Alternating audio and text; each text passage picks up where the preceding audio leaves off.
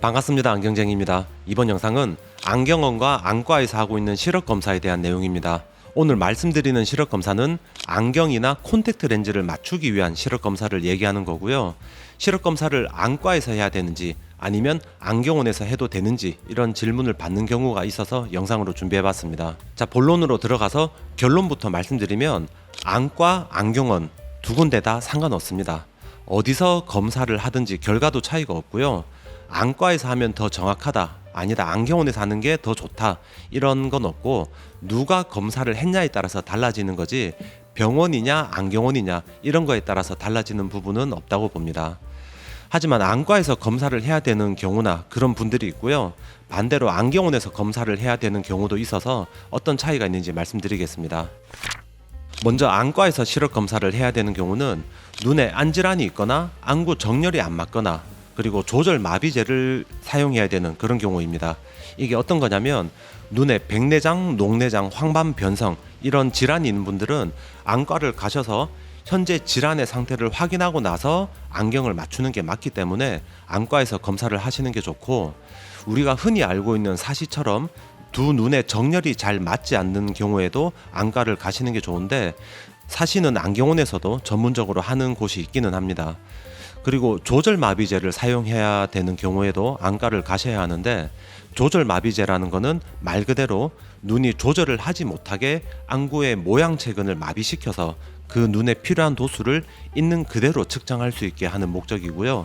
이게 어떤 경우에 해당이 되냐면 미취학 아동이나 초등학교 저학년 그 정도의 나이대나 책이나 핸드폰처럼 가까운 거리를 많이 봐서 눈의 근육이 조절을 과다하게 하는 경우도 그렇고요.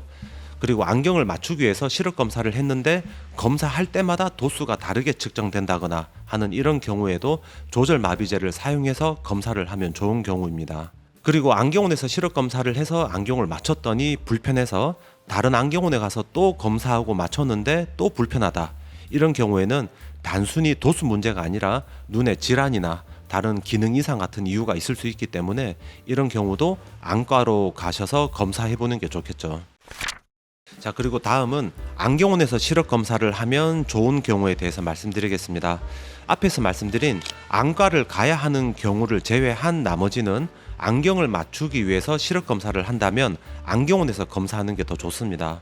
일반적인 안경도 그렇지만 특히 누진 다초점 안경 같은 경우는 더 그런데요.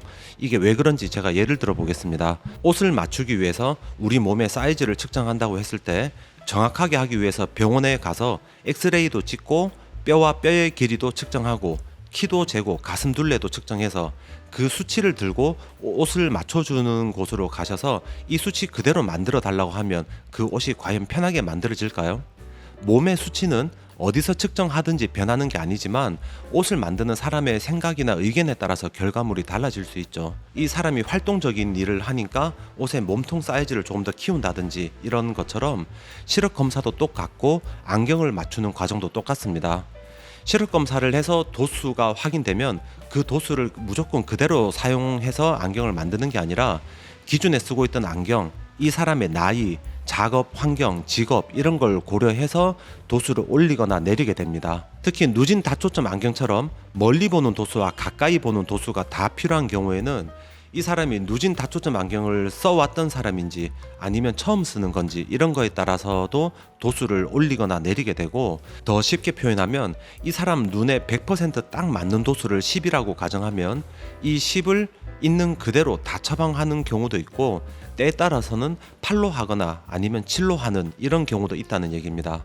그래서 안경을 맞추기 위해서 시력 검사를 해야 된다면 안과를 가야 하는 경우에 해당되지 않는 분들은 안경원에서 시력 검사를 하고 안경을 맞추는 게 더 좋습니다. 방금까지 말씀드린 내용은 제가 안경 사다 보니까 안경원에서 하는 시력 검사가 더 좋습니다, 이런 얘기가 아니고, 안과에서 하는 검사랑 안경원에서 하는 검사의 목적이 다르고 그렇다 보니까 그 목적에 맞게 검사를 하시라는 얘기입니다. 그리고 영상 마무리하기 전에 안경사가 가지고 있는 고충 한 가지만 푸념해 보겠습니다. 안과에서 시력 검사를 한 다음에 안과 처방전을 받아서 그 처방전으로 안경원에서 안경을 맞췄는데 도수가 안 맞아서 안경이 불편한 경우가 있거든요. 안경 제작이 잘못됐거나 하는 경우 말고 도수가 안 맞아서 불편하다면 그런 경우에는 누구에게 책임이 있을까요? 도수 때문에 불편하다면 그 도수를 처방한 사람에게 책임이 있겠죠.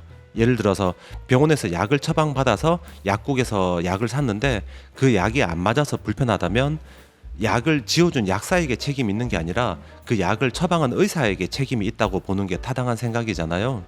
마찬가지로 안과 의사가 처방해준 도수대로 안경을 제작했는데 그 도수로 인해서 불편함이 있다면 그 불편을 어디에 얘기하고 누구에게 책임을 물을지 생각해 볼 필요가 있다고 생각합니다.